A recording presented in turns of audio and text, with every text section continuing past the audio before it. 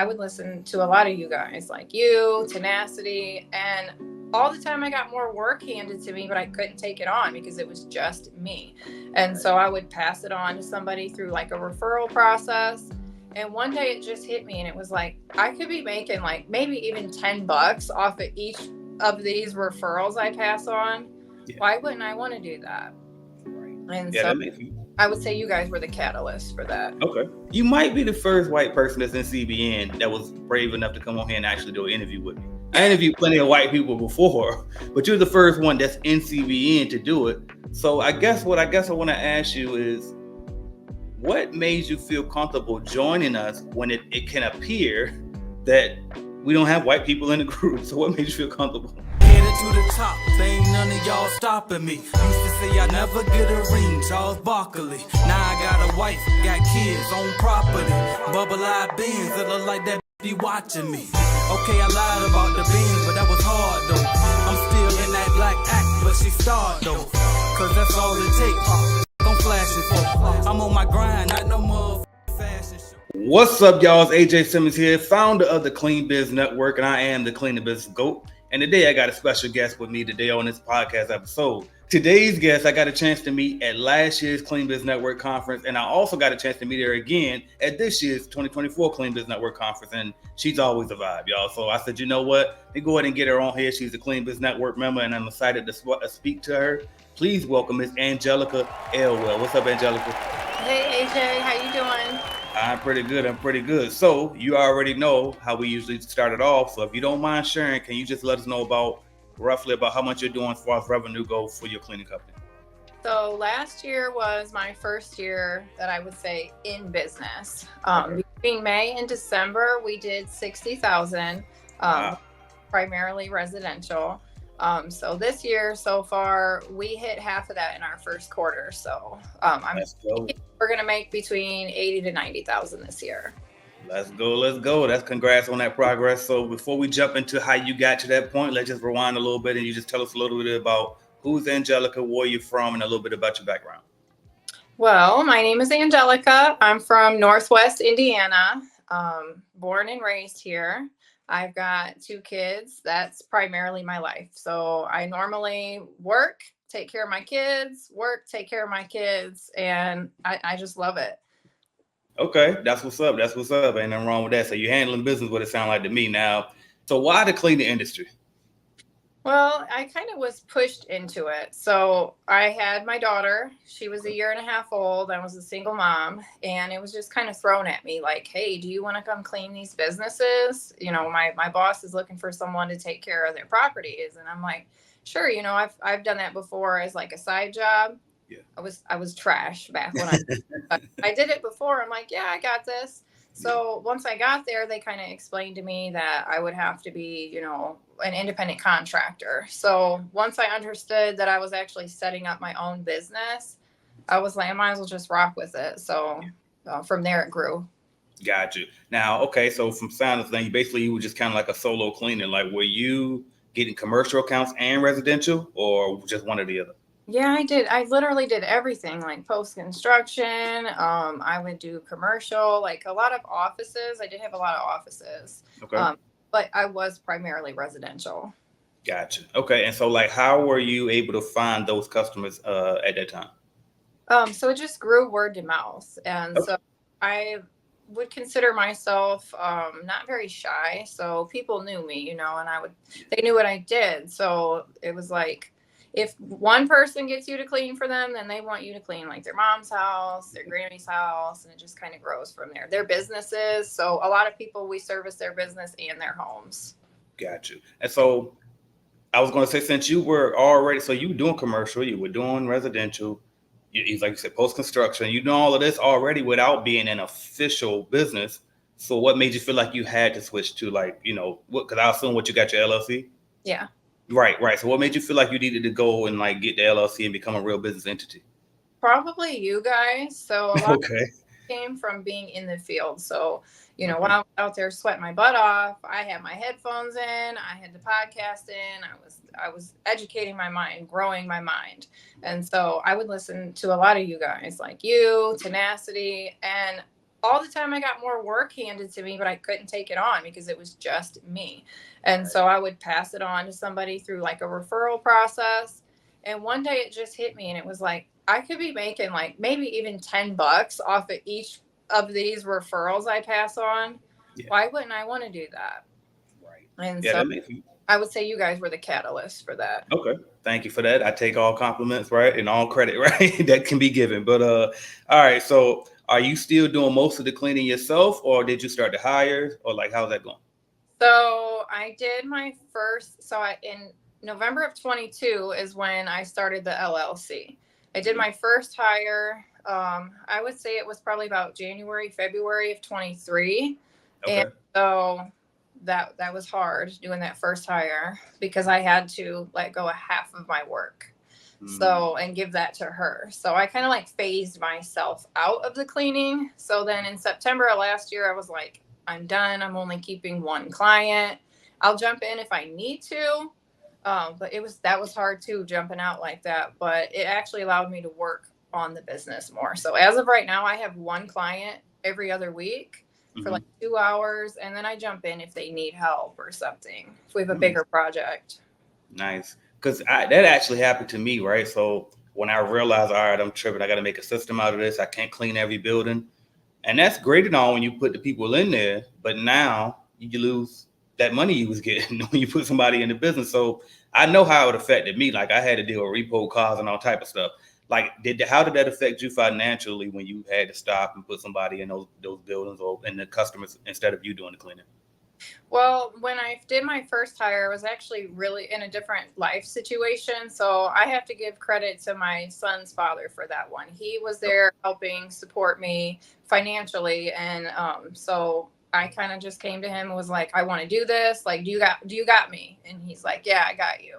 So without him, I would have struggled with it a lot more. I'm not sure if it would have went as smoothly as it did because I was freaking out. When I say freaking out, I mean, I was freaking out. Because you're used to a certain amount of money coming in for all these years. And then all of a sudden you got to live off half of that. It was around holiday time. It was rough. Yeah, that's what's up though. That's what's up. And as always, that's one of the most important things that I think we probably don't speak about enough as entrepreneurs is having a support team, like people around you that's willing to help out, if you need some help. So that's what's up. Shout out to him. All right. Now, I actually want to go back to something because you said that you were getting customers already as a solo cleaner. And so I'm wondering, I guess the first part I'm wondering is what made you feel like you had to switch over if you was already getting customers? Like what made you feel like you had to get a legit business, right? And I won't even say legit because being a solo cleaner is legit business. It's just a, a sole proprietorship versus being an LLC, right? So what made you feel like you had to switch? And then also, did your method for getting customers change once you switched? So I don't think I really felt like I had to. It was more of, I designed my business around my lifestyle that I want. So most people do that backwards. They do that backwards. But for me, I had this vision of a lifestyle I want to have. And it all comes down to freedom, which most of us entrepreneurs will tell you it's freedom of time, freedom of money, things like that. So I wanted to be able to, leave to go to my daughter's volleyball game or go on the field trip with her and not have to worry about getting pointed at work. So I thought, what if I could create a system like that for other people too? So it was basically designed around my lifestyle that I wanted to have. And I've done just that, created that for other people so they can live that lifestyle too. Gotcha. And then did the way that you get customers change once you switched over to, the LLC? So word of mouth is a huge thing. And networking is a huge thing. I network with a lot of other cleaning companies. So people who do things that I don't do, mold remediation, restoration companies, plumbers, the guy that comes and cuts my grass. We all know each other. We all network with each other. And that is huge, especially with the cleaning companies, because I have a couple of people that are, I would say, friends. They own their own cleaning companies. They don't do the type of clean that I do. So people call them all the time for that kind of clean. And they're like, we don't do that, but she does. So we partner together. Another big thing that I do is Google. I get a lot of So I wasn't on Google or Facebook. I had no social media for the business. So I did create social media for the business, and Google has been a really big one. We get a lot of calls from Google.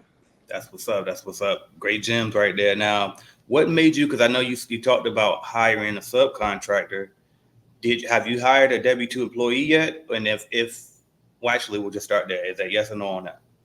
No, I have not hired a W-2 employee. Cool. So what made you go the 1099 route versus the W-2 employee route?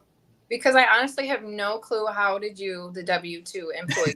There's a lot to it. Like you have to have, yes, data sheets for the chemicals you have to order the chemicals, have a place to store the chemicals. You've got insurances you have to provide.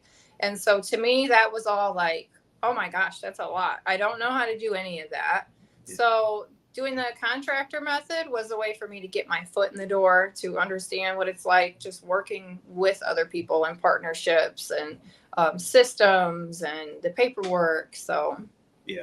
Now, that was the reason why I did that route too, to be honest. Like at first, I was like, I don't know. It sounded like a whole bunch of stuff. I'm just going to do this part. You know what I mean? Yeah. Like just throw somebody in there and give them a 1099 at the end of the year. All right. But now, all right, what do we got now? Okay, bam. So how did you know how to charge your customers back then? Because, you know, when you were the independent cleaner, you just kind of had to, like, you weren't in CBN yet, I imagine. I'm pretty sure you weren't. So it's like, how were you coming up with the prices?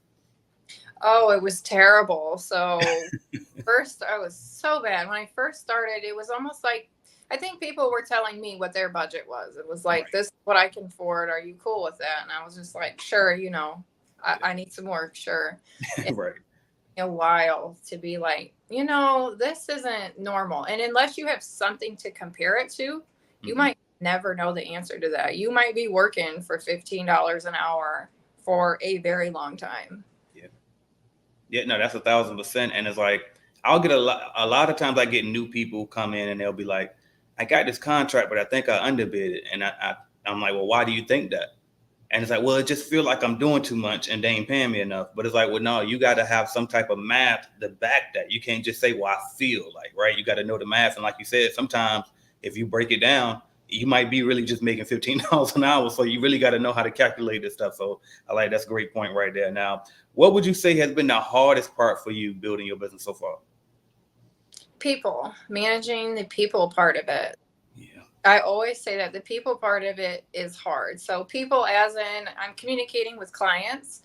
In residential, it's a lot different because, I mean, we get calls for stupid things, like stupid right. happen. So stuff comes up all the time, you know, and we also do vacation rentals too. So you've got a lot of stuff like the washing machine's not working, which is detrimental for an Airbnb turnover, is like if the washing machine's not working. So there's a lot of communication, problem solving, and then just dealing with contractors and stuff. Everybody has their own life.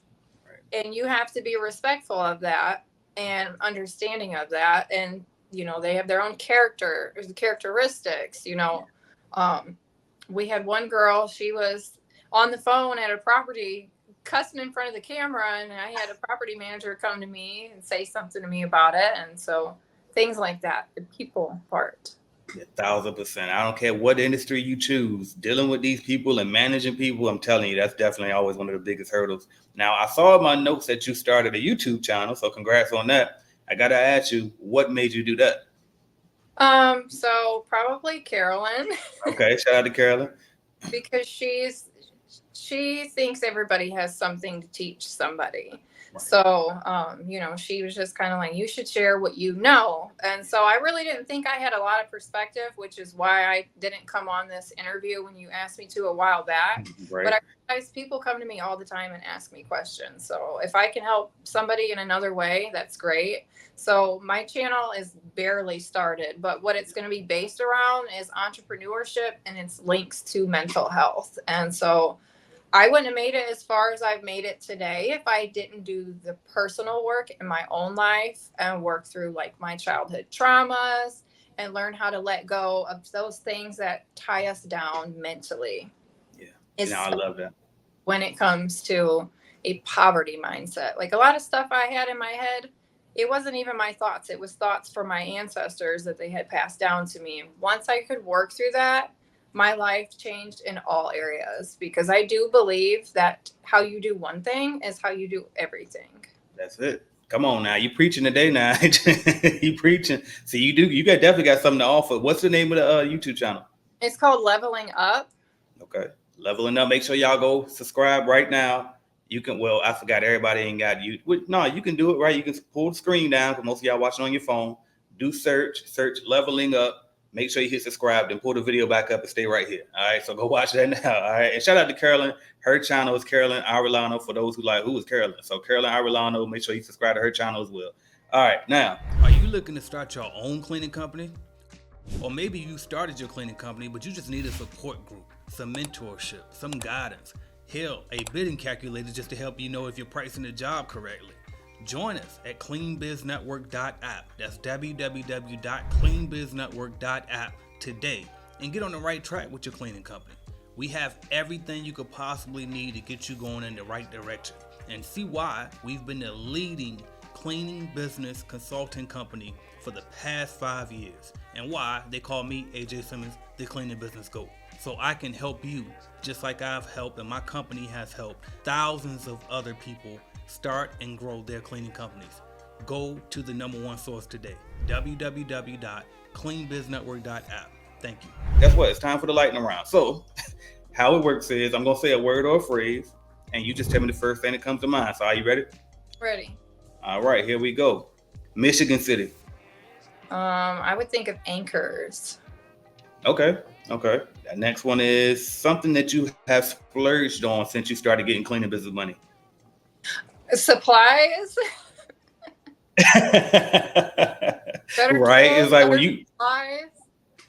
For sure though. That's always typically beginning entrepreneurs, like we typically spend most of our big money on reinvesting. It's not even really spending, it's more investing anyway. Okay, my next question to follow that up is the thing that you look forward to splurging on once you get big and get rich, basically. Oh, travel. Okay. Any particular location? I'm trying to get you to let us go to the Bahamas. Right. I tell you what, we probably will do Hawaii because my guy Capono out there. Shout out to him. Capono.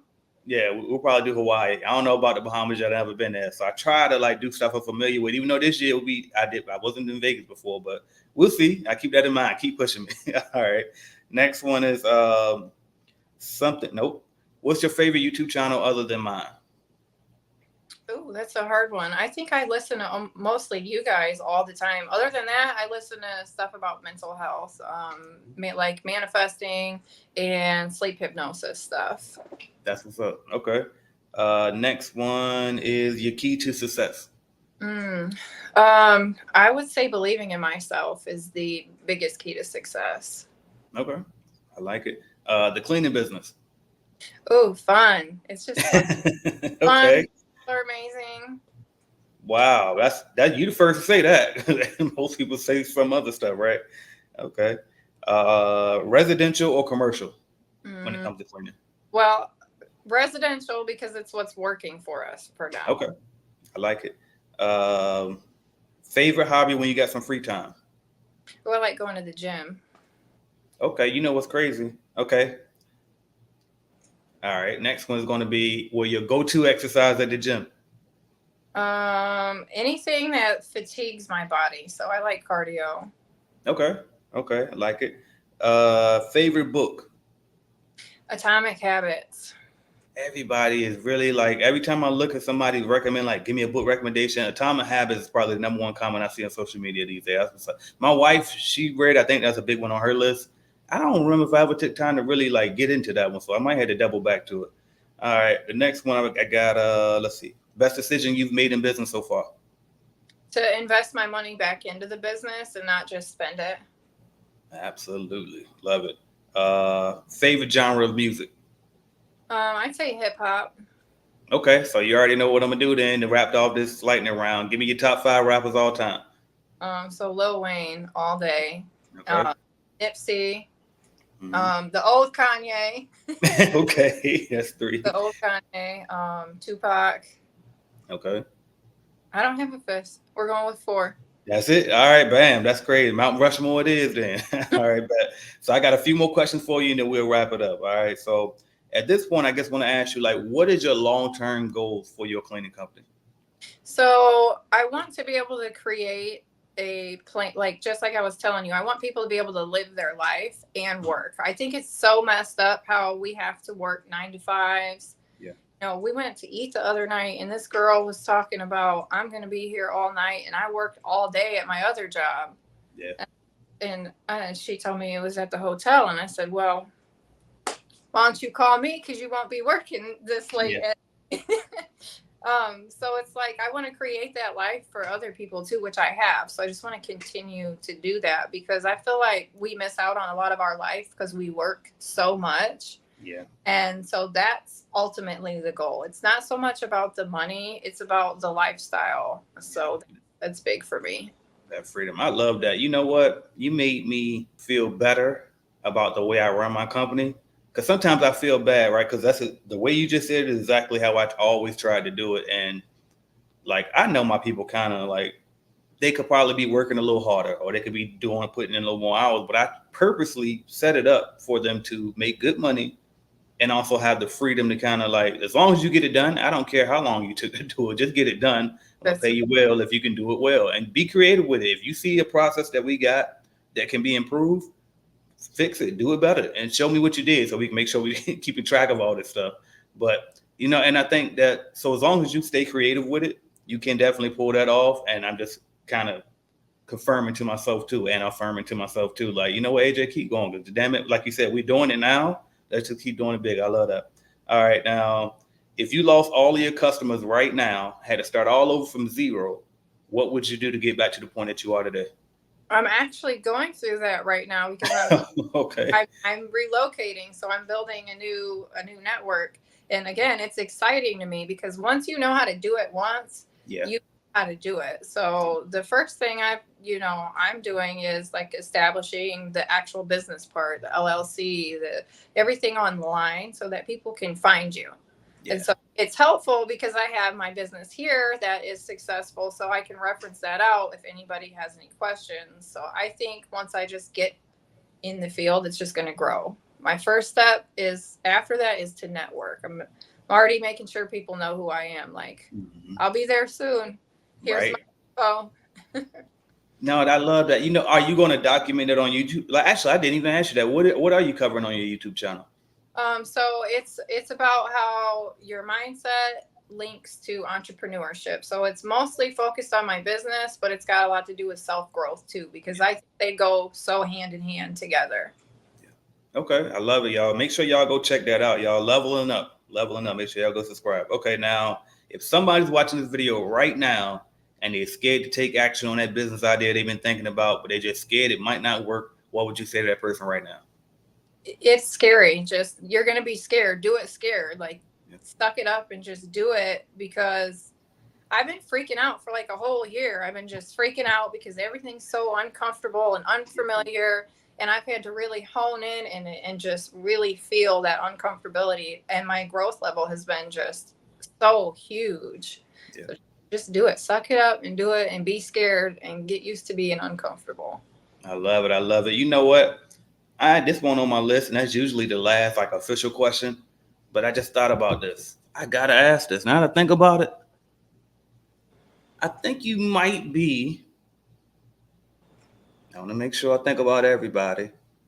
You might be knowing where I'm about to go with this. You might be the first white person that's in CBN that was brave enough to come on here and actually do an interview with me. I interviewed plenty of white people before, but you're the first one that's in CBN to do it. So I guess I want to ask you is, what made you feel comfortable joining us when it can appear that we don't have white people in the group? So what made you feel comfortable? Well, for starters, my daughter's biracial, so I think it helps my view on race a lot differently. Yeah. And so my mom, she never pushed race when we were growing up. It was just, you were what you were, so some people say they don't see color. I mean, obviously at the end of the day we do, but I really don't notice it a lot of the time. Yeah. I feel uncomfortable. You guys are my family now, so right. that because it put me in the room with the people I want to be in the room with. So yeah, no, I love it. And it's like, because I think it's because I feel like maybe because of it, I don't know, but it just, you've seen the stigma or the accusations I had in the past about, not being a diverse enough. And I'm like, well, I mean, I just rock with it. Whoever rock with me, I don't try to, push a particular way. And so, but I appreciate those who still would rock with me regardless. So, and you were one of those. So I appreciate that. So I want to just kind of throw that point perspective out there to go ahead and kill that whole notion. But anyway. And that's what it's about, though. It's not about, I mean, I can't help what I look like. You can't help what you look like. It's about who we are in here, So we, vibrate together. We're doing the same. So you are attracting the people that are supposed to be with you, regardless of what they look like. So, 1,000%. All that. 1,000%. Well, thank you, Anjelika, for coming on. I really appreciate it. And I know like it took you a little while. You weren't really sure. And now you finally actually was able to come up here and do it. So I really appreciate it. Anjelika Elwell, y'all, tell us again how we can follow your journey. So if you want to follow me on Facebook or Instagram, it's under my business name, under Ace Cleaning. And if you want to follow me under YouTube, it's under Leveling Up. Let's go. Let's get it. Thank you, Anjelika, for coming on. Thanks, AJ. See you. All right.